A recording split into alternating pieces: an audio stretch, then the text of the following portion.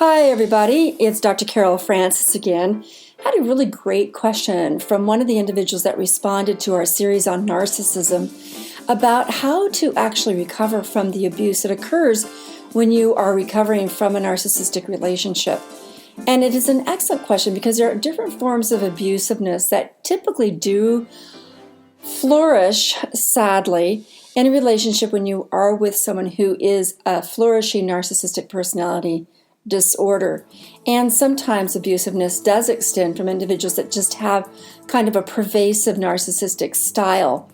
And the narcissistic anger, the narcissistic rage is not pretty. It is really troublesome. And the narcissistic rage occurs when an individual is violated from their own point of view, and therefore they feel like they must defend themselves at all costs and justify any sort of way of treating the other person when they feel seriously offended. And they will feel offended when what they want is not done. What they want is not done to their expectations, or when they feel like the other person is saying something that's disrespectful, or when they feel like they shouldn't be disagreed with, or that a person is doing something independent on their own or of their own accord that is quite separate from the narcissistic individual, or when the narcissist's needs are not being addressed immediately in the right time, immediately in the right way, that there is this kind of rage that becomes manipulative because everybody becomes very afraid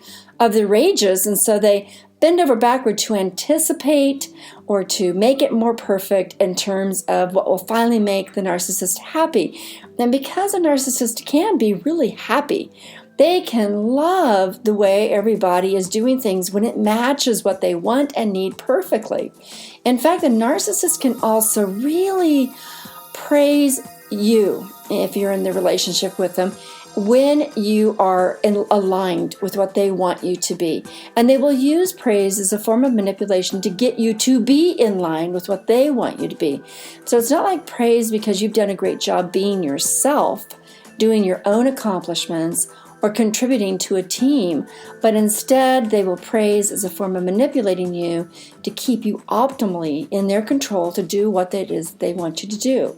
So when you are not conforming to what they want you to do, you will aggravate their rage. It's called a narcissistic rage.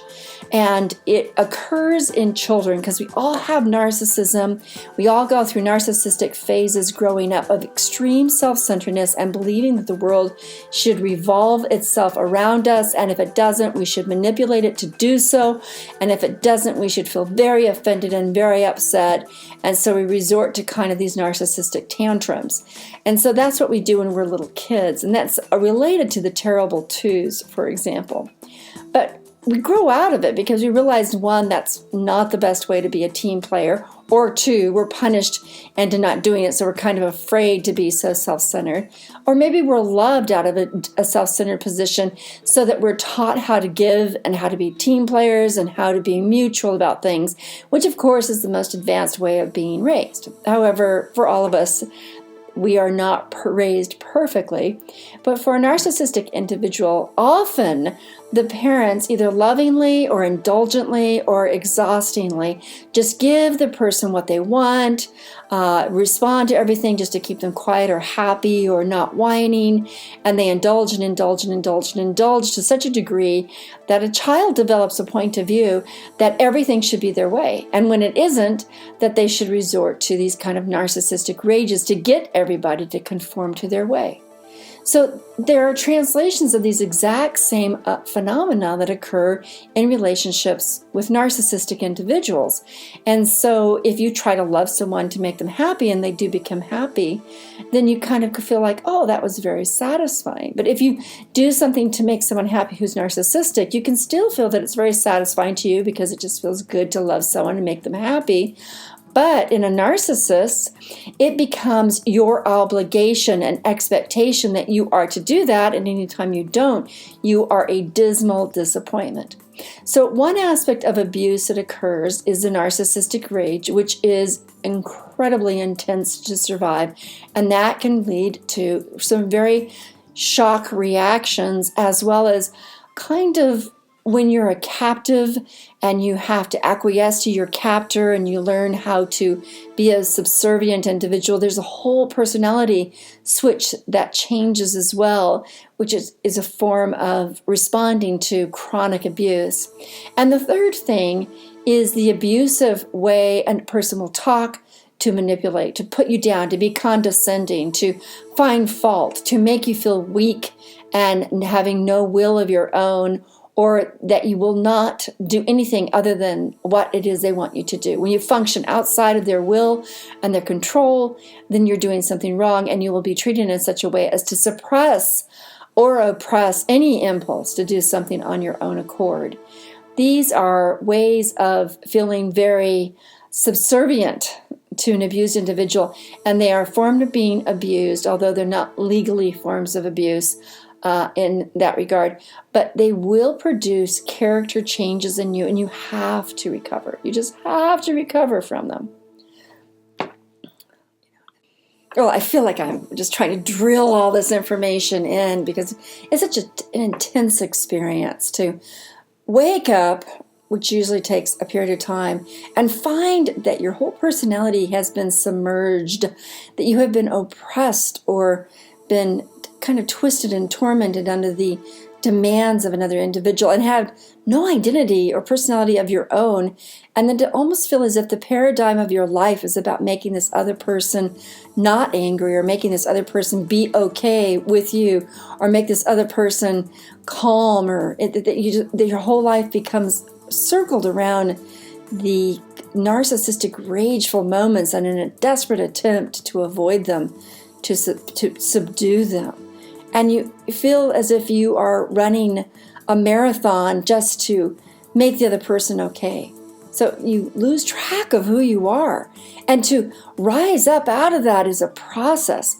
And so an answer to the person, wonderful question about how do you come out of the post-traumatic stress associated to the abuse that occurs in a narcissistic relationship, the very first step is to realize, whoa, what have I done with myself? Who have I become? What have I twisted myself into? And just those sets of realizations in the waking up process, even before you do anything, is actually a very strong form of enlightenment. If the person who is abusing you in a psychological way abuses you physically, and you finally wake up because of the intensity of the physical abuse, even though physical abuse is just horrible, please don't misunderstand my following statement. But the act of abuse that the narcissistic person does that finally wakes you up to realize how awful this is actually a gift to you. Because instead of living with something as if it's kind of tolerable, you suddenly realize that this is intolerable, and that is when you begin to recognize that you definitely have to change things, and you're not going to change the other person.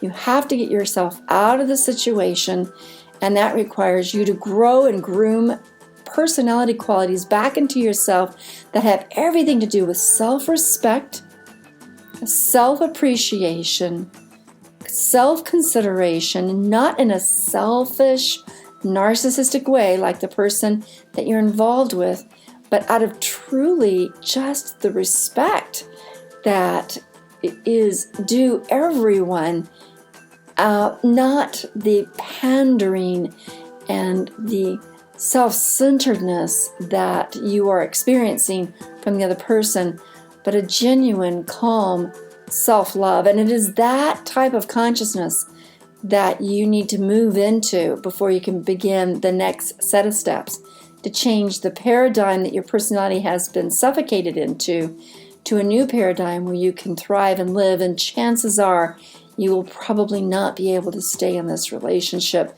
as you come out of like a phoenix and rebirth yourself.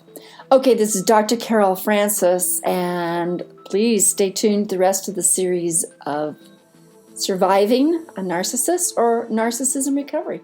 Take care. Bye-bye.